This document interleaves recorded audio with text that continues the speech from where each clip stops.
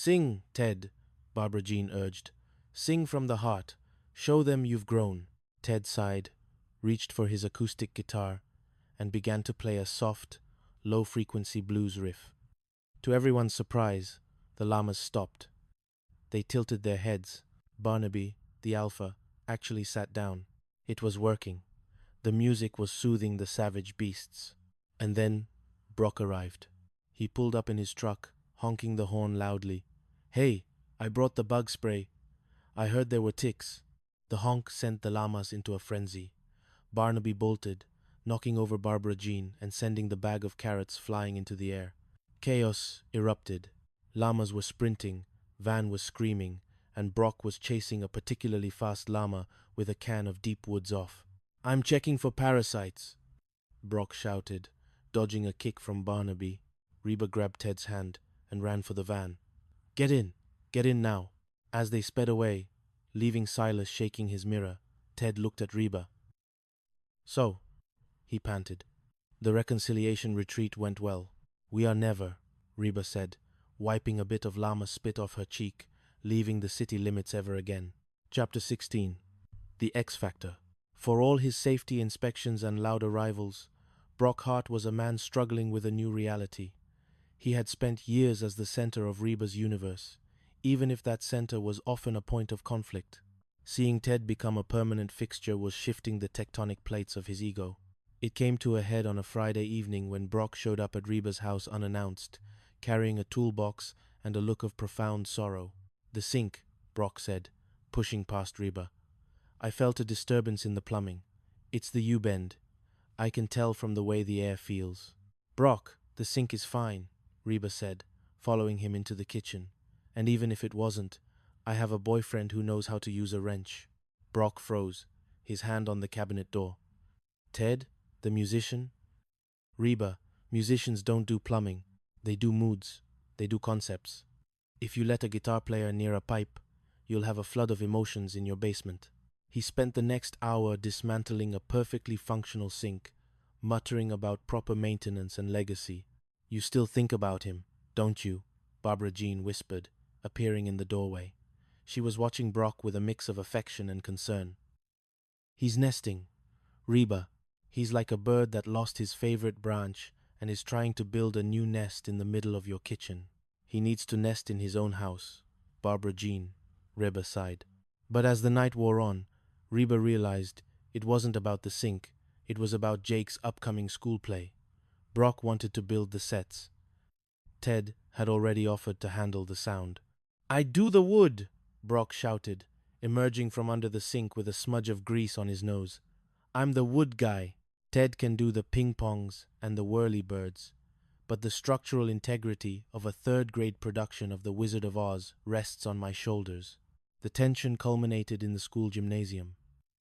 Brock had built a yellow brick road that was sturdy enough to support a tank, while Ted had set up a sound system that made the Emerald City sound like a Pink Floyd concert. They stood on opposite sides of the stage, glaring at each other like gunslingers in a western. "The Munchkins can't hear their cues, Ted," Brock shouted. "They could hear them if you hadn't built a wall of plywood in front of the subwoofers." "Brock," Ted shouted back. Reba stepped between them, her survivor voice echoing through the gym. "Both of you, sit down. The only person who matters right now is Jake.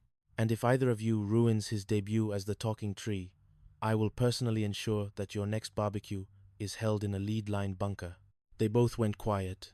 That night, after the play, which was a triumph, largely because the talking tree's voice was amplified with a professional-grade reverb, Brock walked over to Ted. The trees sounded realistic, Brock admitted, staring at his boots. "The road didn't creak," Ted offered.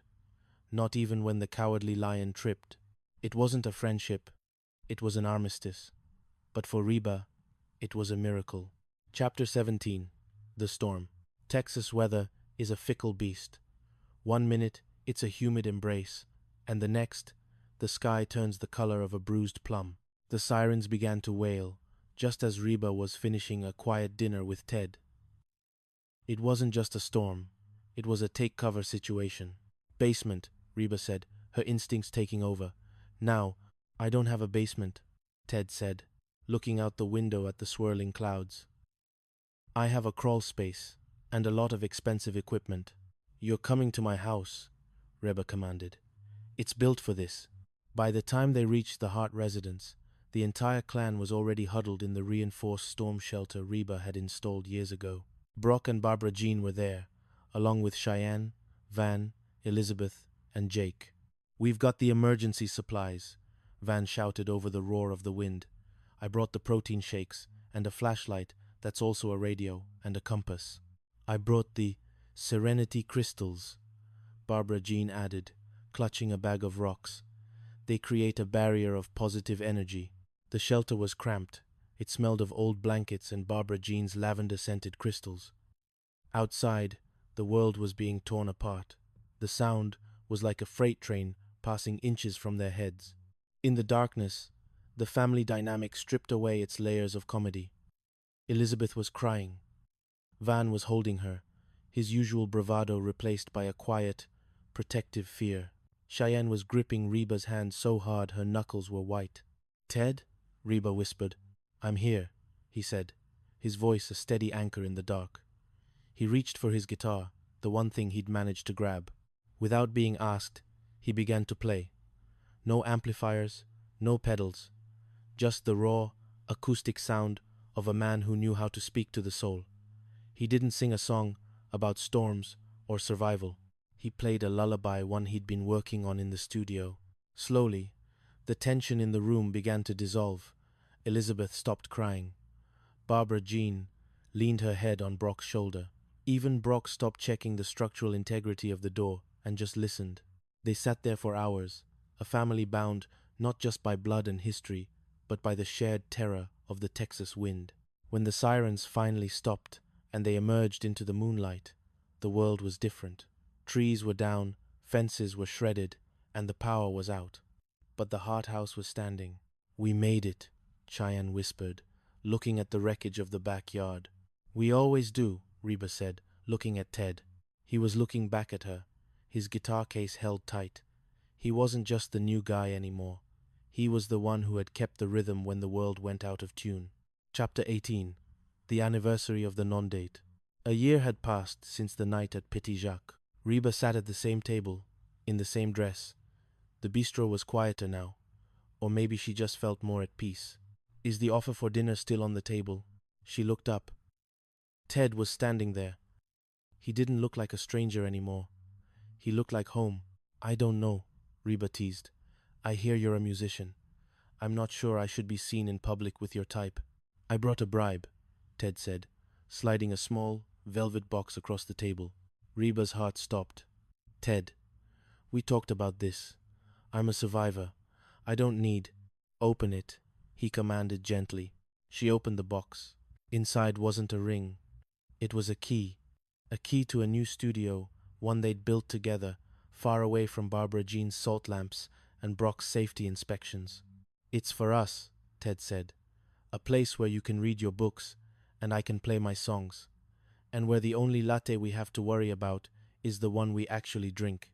Reba felt a tear escape, a real one this time. She reached across the table and took his hand. "You know," she said, her voice thick with emotion, "I once told Cheyenne that dating is when two people who like each other go out in public. But I think I was wrong. Yeah? Dating is when two people who know each other, the good, the bad, and the llama-spitting ugly, decide that they'd rather face the storm together than alone." Ted leaned in and kissed her. It wasn't a movie kiss. It was a Reba Hart kiss, honest, slightly messy, and full of the strength of a woman who had finally found the one thing she'd stopped looking for. Chapter 19. The grand opening. The new studio, christened The Shelter, a name that was both a nod to the storm and a rejection of Barbara Jean's love nest, was ready for its grand debut. Reba had spent the last week ensuring the reading nook was perfect, while Ted had painstakingly calibrated the soundboard. Naturally, the grand opening was not going to be a quiet affair. "Reba, I've brought the spiritual protection," Barbara Jean announced, sweeping into the studio with a massive bundle of sage that was already smoking. "We must cleanse the vibrations." I sensed a lingering ghost of a Canadian bicycle salesman. Barbara Jean, put that out. The smoke alarms are sensitive, Reba shouted, waving her hand through the thick herbal cloud. Nonsense. Ghosts hate sage, and so do termites, Brock added, following her in with a heavy-duty level and a magnifying glass. I'm here for the final foundation check. Ted, did you use the industrial-grade grommets for the soundproofing? I saw a tremor in the drywall. The grommets are fine, Brock, Ted said, rubbing his temples. The studio is legally sound, structurally sound, and currently smells like a burning forest. Van and Cheyenne arrived next, carrying a giant, lopsided cake that said, "Congrats Ted and Reba," in neon green frosting. We decided to be the official talent scouts for the studio, Van announced proudly. I already found our first client. He's a guy at the gym who can play Smoke on the Water using only his armpits. And I'm going to handle the merch, Cheyenne added, holding up a sample t-shirt. It featured a cartoon llama wearing headphones. I'm calling it Llama Beats. It's the next big thing in urban chic. Reba looked at Ted. He looked at the cake. They both looked at the sage smoke curling around the expensive microphones. You know, Ted whispered, leaning in close to Reba, I think the term shelter was optimistic. This is more of a hostage situation.